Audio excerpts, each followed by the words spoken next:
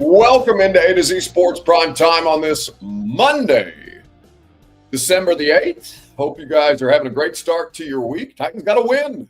I'm sure you're aware at this point in time, the rare win. And I think that there's a conversation to be had, and it's not a majority. In fact, I don't think it's a majority at all. I think it's a loud minority that were down on the idea that the Titans won a football game because it would harm their precious draft position. And while I do understand some of that conversation, I think it's important to kind of take a look at some recent examples of why draft position isn't everything related to success. So we're going to get into that. We'll pick Monday Night Football. Robert will jump in here very quickly and we'll see what he has prepared for in case you missed it.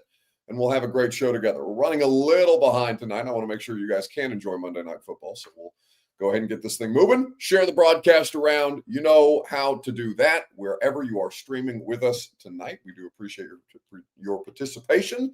And like the video if you are hanging out on YouTube in particular. More of you guys will trickle on in here as we get rolling. And without further ado, we should start the show. Welcome into A to Z Sports Prime Time from the T-Dot Studios, where the Tennessee Department of Transportation reminds you that nobody trashes Tennessee. NobodyTrashesTN.com is where you go to be a part of the solution to end littering. By Two Rivers Ford, the South's most trusted Ford dealer. Online at tworiversford.com. Quality American-made Ford vehicles at award-winning customer service. TrueMav Fitness in the Gulch. Your first workout is free as a Middle Tennessee resident. No workout ever recycled or repeated. TrueMathFitness.com for more details. And Simon Says Nashville, the premier men's clothing spot in Nashville, is Simon Says. More details at their store in Wedgwood, Houston, where you can find a great many items at 40% off right now. SimonSaysNashville.com. Titans win 31-29. And obviously I flew back from Cleveland last night, so we didn't do prime time to react to it, but we talked about it for 3 hours on the radio show today. Brandon on YouTube, where you can interact with the show, says, I was in Cleveland. Anybody bitching about winning are just losers. I think that there's a couple of different things to take into consideration here, okay? Because on the one hand, I understand why people don't care about this season, why a portion of Titans fans don't care about this season. This season is not going anywhere. They are going to be in a situation where they will be picking in the top 5 at very worst. I mean, theoretically, I guess they could win out and get themselves out of a top 5 draft pick. But in reality, we don't think they're going to win that many more games. So it's feasible that they would be picking somewhere between 1 and 5, no matter how this season goes. And on that note, if you are going to be that bad, you want to maximize your leverage for your suffering, right? Your suffering has been this season. You want the draft pick, the best possible draft pick, to maximize your return on investment via trade. If you have that top draft pick, I'm assuming you're not picking a player with that top draft pick, but you just want to try and regenerate your roster. Like, I get the logic behind this, but wins matter. This is an organization that at some point, and I'm not going to go back through the whole history of this, right? But at some point, Titans business executives, ownership, and coaching had a falling out. Not this season, but I'm talking about going back to Mike Vrabel, okay? Because that's where it starts. There were criticisms from some Titans fans, from some people with the Titans, that Mike Vrabel was too concerned about just winning for the sake of winning, that it would cost them draft position. The Titans in Mike Vrabel's last season won 6 games. There were people in the organization who did not like that. And I understand there's some Titans fans that didn't like that. You could say, well, that win against the Jags at the end of the season with Derrick Henry and Tannehill and Vrabel, that cost them the opportunity to draft Joe Alt over J.C. Latham, or Malik Neighbors over J.C. Latham. And I'll hear you on some of that stuff. But you have this falling out, okay? And at its core, you say, well, is it good enough to win 6 games when you're trying to win all of the games, but it's not going to be good enough or bad enough to get you in a better draft position. Well, no. Of course, if you're in a situation like that, fans and some front office people are going to look around and say, no, I'd rather have the better draft pick than that 6th win over Jacksonville. And I understand. But you cannot have, and I believe this to my core, whether you believe this as fans or not, it's different for fans. You're outside the building. In that building, I cannot have anyone who is comfortable with the idea of losing being more beneficial than winning. I understand the draft implications, but the draft is not a microwave situation. Just because you have a good draft pick doesn't mean that you're going to be a good football team. There are examples just from last year's draft that you can cite that didn't fix teams at the top of the draft. The Titans are one of them, that it took something deeper, something more intangible, something less concrete than a draft pick that turned losing organizations into winning ones. Winning must always be the most important thing for a football organization. If you're a fan, it's a different circumstance. I get it. Joe Blacko on YouTube says, I think y'all, I assume you're talking to me here, and you may not be. You may be talking to somebody else in the chat, but when I read this, I take it as you talking to me. So, and if you're not, feel free to point that out. But saying that I'm too close to the situation, or saying that y'all are too close to the team to see the bigger picture. Local media, too close to the team to see the bigger picture. I promise you I'm not. Because the bigger picture it's not a guarantee. There are no guarantees in this circumstance. A better draft pick does not guarantee that you're going to be better next year. You had the best possible draft pick this year. You were worse. You are somebody, if you are in an organization, if you are in as a part of the team, whether you're the team president or the head coach or the quality control guy on defense or the 52nd player on the active roster, you are in a circumstance where you have to be aligned with winning as the most important thing. If you're a fan, you're free to believe what you want to believe, because that doesn't impact.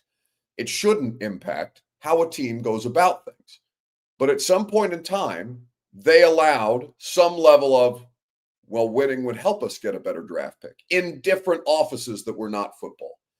And that conflict that was created, where football coaches and football players who emphasize winning above all else, not, above morals and things like that, not cheating and things like that, although you're trying to find different ways to win within the margins, winning must always take precedent over losing.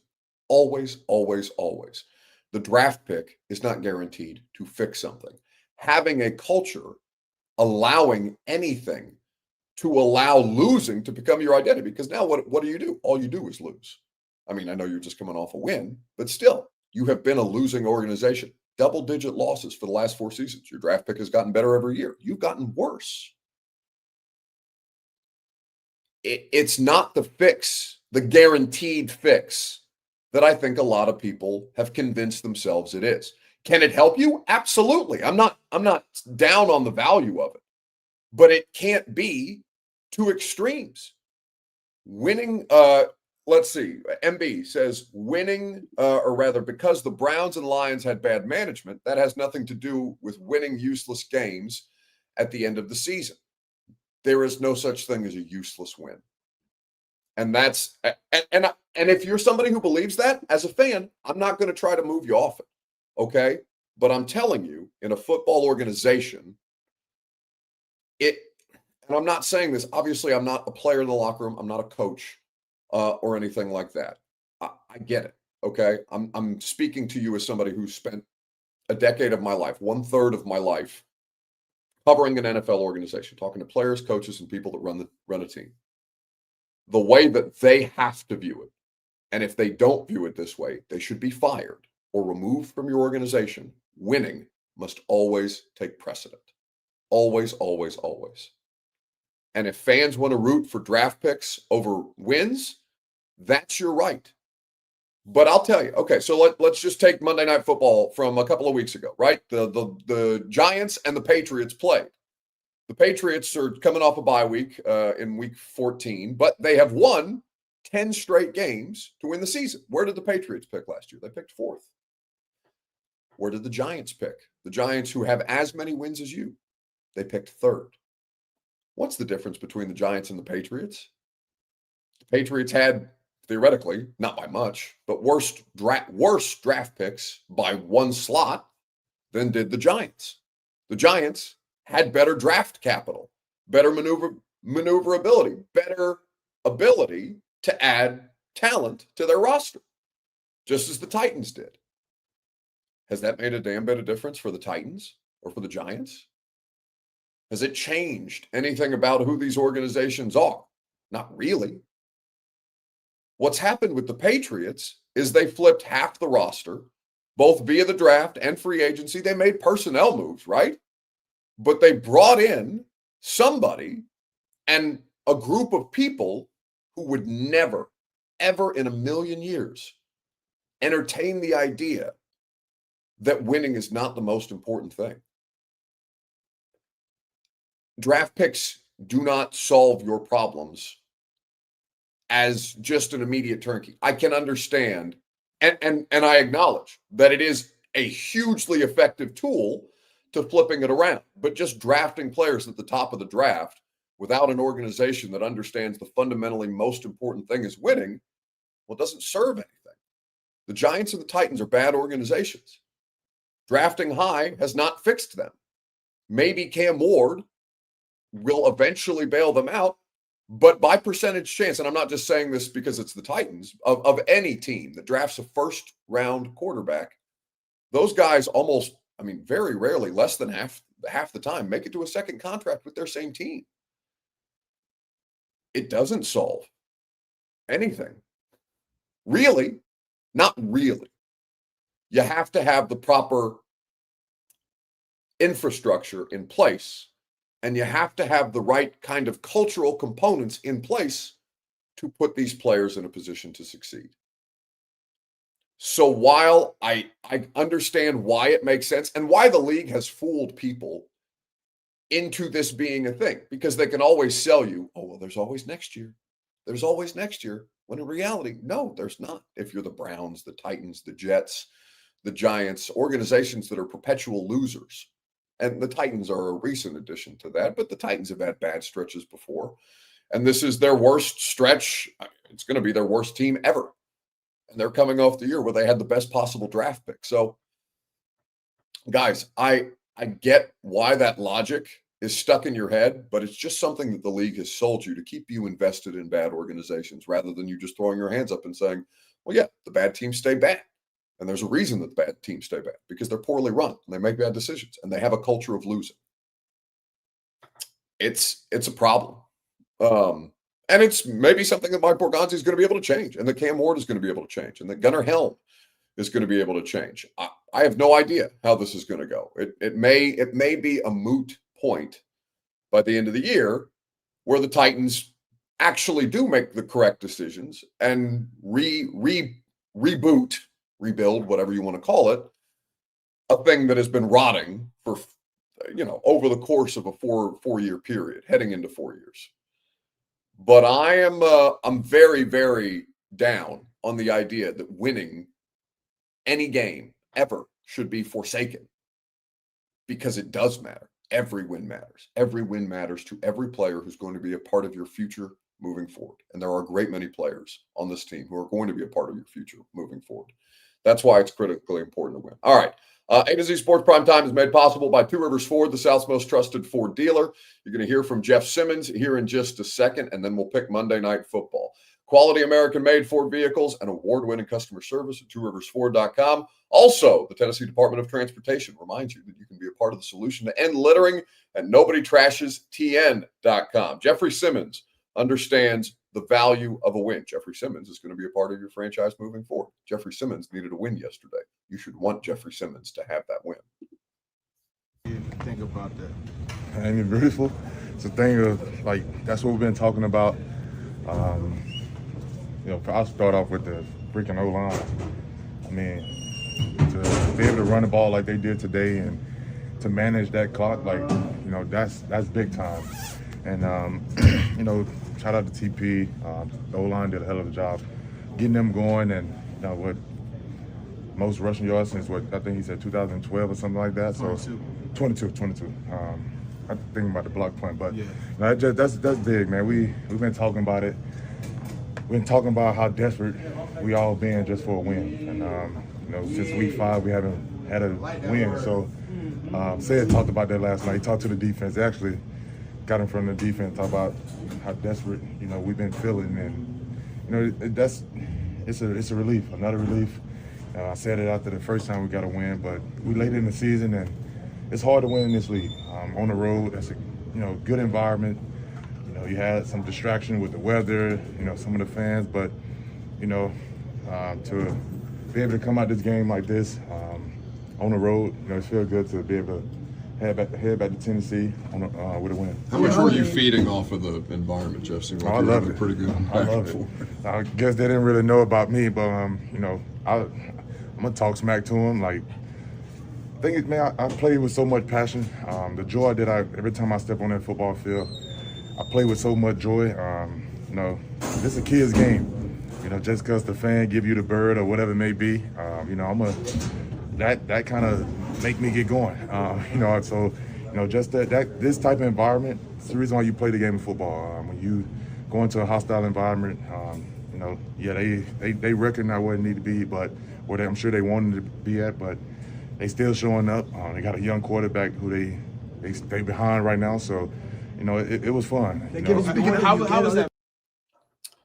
So that is Jeffrey Simmons talking about the value of a win.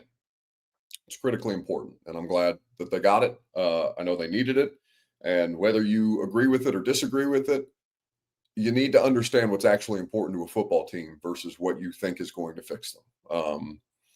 Because I think fans there's a bit of a reality check that's needed for people who have no idea.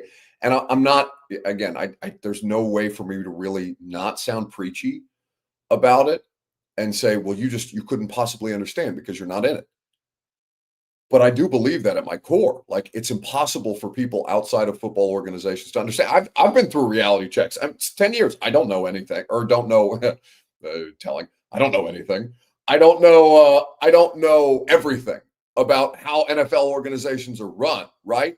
But I spend enough time around them that it's constantly a learning process. I learned so much from Blaine Bishop about the way that I should be covering, or the way that players react to how media coverage affects them and how reports affected them. When I was still doing a lot of reporting, now more I react to news anymore at this point. I'm not a reporter. I'm a reporter, but I'm not like a beat writer in the traditional sense anymore. I'm more like an audio video columnist at this point in my career. But like when I was doing a lot of reporting on contracts and situations like that, I remember having a couple of conversations with Blaine about, hey, why do you think that information was given to you? Who does that benefit? How do you think that negatively impacts the player? These are the kind of things that you have to think about before you put information out there. And I appreciated that perspective.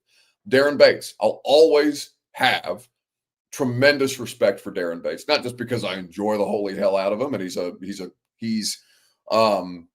about as real as they get, but because my first couple of years as somebody who's 22, 23 covering an NFL team with zero experience, Bates checked my dumb ass a couple of times on how I was covering the team, or the way that I was going about it, and the way, basically, the rules of the terms of engagement between media and players. I have so many relationships over the course of the last 10 years covering your football team with coaches and players, both who are still here and are not here anymore, that teach me something new every day about what it is that I don't get to see or don't have access to, or maybe perceived differently externally versus internally. And it doesn't mean that they're always right, because I can always have some pushback and some level of argument, but it's almost impossible for people to really understand what actually changes the direction of an organization if you don't see the guts of the way that thing is run on a day in, day out basis. To Titanomics says Buck got humbled many times. I mean, you guys know it's tough to humble me. I mean, DeAndre Hopkins has humbled me before in my career. Bates, Derek Morgan, Ben Jones, guys who I have great relationships with. Lawan, Vrabel, Callahan. All these different things are learning moments for them in some cases, but also for us. And the moment that you kind of close your mind or think that it can only be done one way, or that there's one definitive way to fix a football team, I think you tell on yourself by how difficult these things are to try and balance. These are very delicate ecosystems with players that are absolutely MB says, why should we care what's important to them? We are fans. We don't work for the franchise. Oh, well, let's just I don't care what you care about. You're entitled to care about whatever you want to care about. But it's important to point out where you think definitively you're right about something, and your perspective is incomplete, is how I would say, because there's more to it than you just shrugging off the idea of, oh, but it's a meaningless win. There is no such thing as a meaningless win. There simply is no such thing. And so I will always be offended by the idea that people take that position. And I think that we can still have diplomatic dialogue about it. And I'm not discounting the people that want better draft picks because they think that gives them a better percentage chance of turning it around. But I have to emphasize every time that it's not the only thing, that there's no definitive cure-all in football.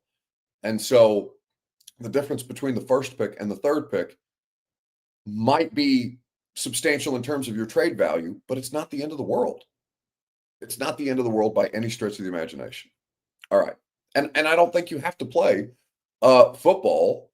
I don't think you have to play football or play a high level of organized sports to at least be receptive to that idea. Whether or not you understand it or agree with it, maybe that impacts your worldview.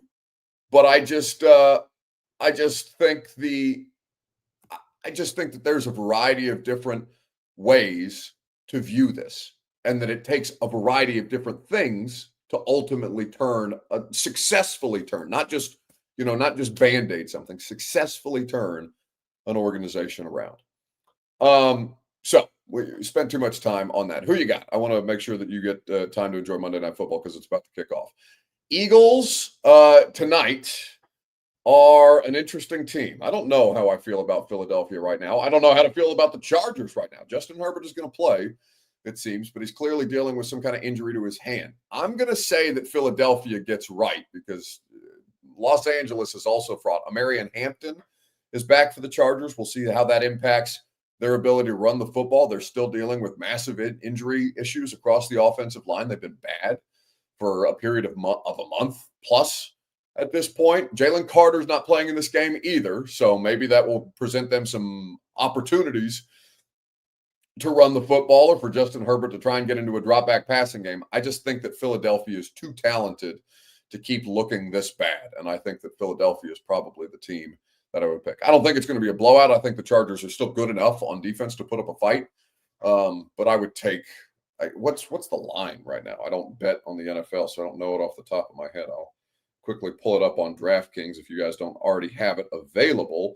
But I would take Eagles money line for sure at SoFi tonight. SoFi's not really a home field advantage type of situation. The Eagles, I have to imagine, are favored by 1.5. Okay, so I would take Eagles minus 1.5 if I was just betting the spread. If I was betting straight up, I would take Eagles money line. I think that's the right place to be at this point in time. Kong on comm says, Buck, how do you feel about a left tackle for the Titans? Can we keep beefing up in the trenches? Yeah, not a left tackle. Dan Moore's going to be, at least next year, Dan Moore's going to be a left tackle. Dan Moore's fine. Dan Moore's exactly what you paid him to be. He's a completely average to, in moments, slightly better than average left tackle. And that it took them 14 weeks to figure it out as a unit, and they came together with their best performance against the best pass rusher in all of football yesterday is kind of crazy. But yeah, I'm not worried about Dan Moore. And yeah, eventually you'll have to draft a left tackle organically. But right now, that's not your biggest issue. You need a center, you need a right guard for sure. Those two positions, I have to imagine you're going to have two different starters at in 2025. Anyway, so what does Robert have for in case you missed it? We will find out together here in just a second, right after I remind you that TrueMath Fitness in the Gulch gives you the best opportunity to accomplish your fitness goals. It's a difficult time to get in the gym at this time of year. It's cold in the morning, it's dark at night. You're very happy to stay inside and eat great food and imbibe during the holiday season, but it's still important for your health to make sure that you're accomplishing your fitness goals. And TrueMath Fitness will help you get a jump on that, even ahead of your New Year's resolutions. And if your New Year's resolution is what you're waiting for, TrueMath Fitness is there for you with all manner of cost-effective membership options. TrueMathFitness.com. And once you've gotten your new physique, you will need a new wardrobe. And what better way to get a new wardrobe than with 40% off at SimonsSaysNashville.com. Conveniently located in Wedgwood, Houston, they will offer you so many cool and different looks and help you with your personal shopping experience. SimonsSaysNashville.com for more details. Okay, Robert, what do we got? Oh, sorry. Dang, I didn't mean to put that up. I misclick. I don't even know how that got in there. Go on. Oh, yeah. I don't know if anybody saw the news today, but everybody needs to go shake and wake up their old uncles who were like, I could throw a pigskin over that mountain, because Phillip Rivers is working out for the Indianapolis Colts tomorrow. Hell yeah. Let's go.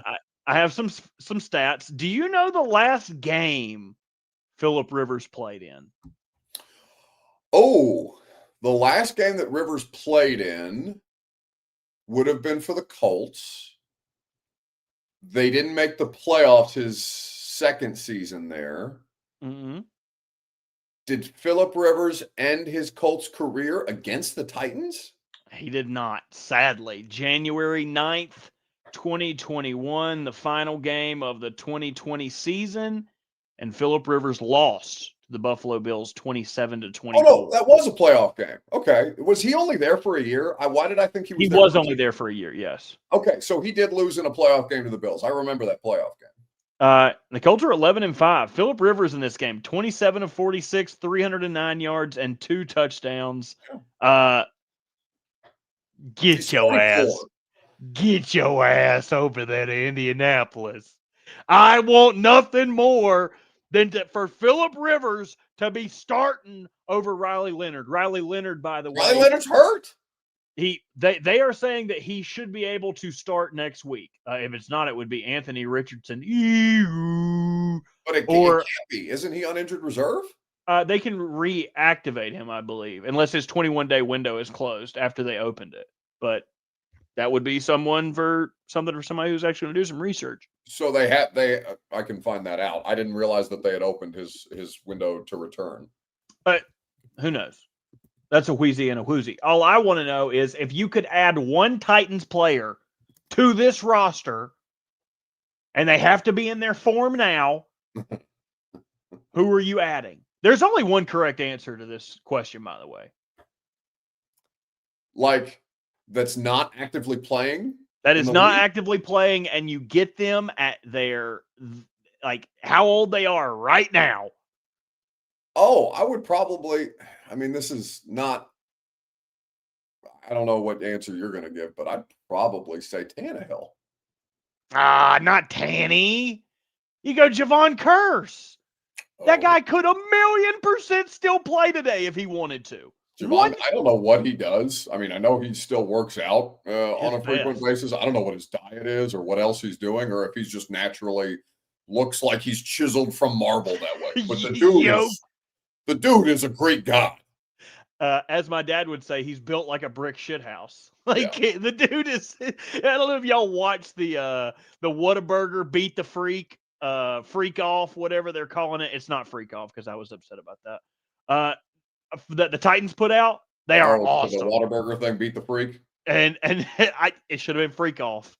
Should have been Freak Off. You got the 50 Cent documentary coming out for Diddy now. Freak Off would have been hot.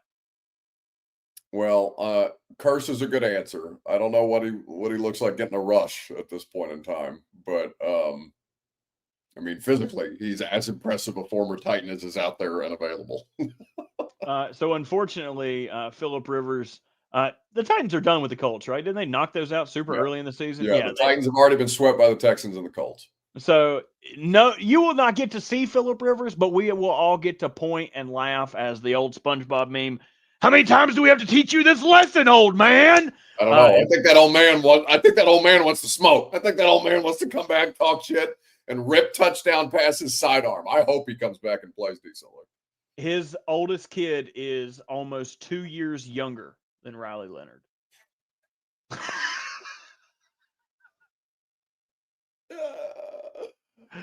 There was a comment in here I needed to react to. Somebody said, "Where's Bert? I want to tell him the Ravens are ass." You are right. They're not good. They're not good. But you know what that means? Your pick's going to be even shittier, buddy. You're going to get a really shitty pick because we suck.